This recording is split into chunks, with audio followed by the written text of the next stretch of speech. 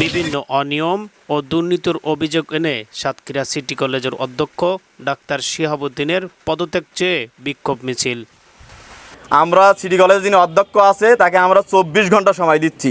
তিনি যদি 24 ঘন্টার মধ্যে সিটি কলেজে এসে পদত্যাগপত্র জমা দিয়ে না যান, তাহলে 24 ঘন্টার পরে ছাত্র সমাজ তার বিরুদ্ধে ব্যবস্থা নিতে বাধ্য হবে।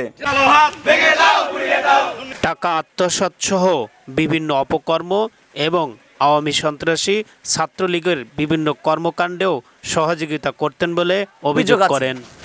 টাকা আত্মসাতের অভিযোগ আছে এবং ইনি আওয়ামী লীগ সন্ত্রাসীদের যে কর্মকাণ্ডগুলো সিটি কলেজে উনি থেকে বাস্তবায়ন করান, এটা তথ্যটাও আমাদের কাছে আছে। আমরা বলতে চাই, ছাত্র সমাজ কোনো অন্যায়, একটা কলেজের ভিতরে অধ্যক্ষের উপস্থিতিতে যদি অস্ত্রপাতি থাকে, তিনি প্রিন্সিপাল থাকেন না, তিনি সন্ত্রাসীতে পরিণত হয়।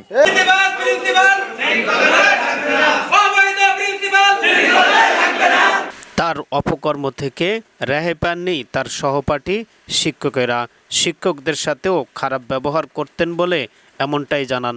অধ্যক্ষ হিসেবে সাতক্ষীরা সিটি কলেজের স্যারদের সাথে দুর্ব্যবহার করেন, কোনো স্যারের সাথে ভালো ব্যবহার করেন না এবং যে স্যাররা আছে তাদেরকে বেতন আটকায় রাখছে। এখন আমরা কি প্রিন্সিপাল চাই? শিক্ষকদের সাথে বাজে ব্যবহার এবং তাদের বেতন আটকিয়ে দেওয়ার ব্যাপারে শিক্ষকদের কাছে জানতে চাইলে তারা ভয়ে অনেকেই ক্যামেরার সামনে আসতে অপারগতা প্রকাশ করেন এবং তারা বলেন তার যেই ভয়ের রাজত্ব যে ত্রাস সৃষ্টি করেছিলেন তাতে তারা এখনও আতঙ্ক। ডাক্তার শিহাবুদ্দিন অধ্যক্ষকে 24 ঘন্টার আলটিমেটাম দিয়ে এই আন্দোলন শেষ করেন। আন্দোলনের নেতৃত্ব দেন সাতক্ষীরার বৈষম্য বিরোধী ছাত্র আন্দোলনের অন্যতম সমন্বয়ক নাজমুল হাসান ও সাদ্দাম হোসেনের নেতৃত্বে।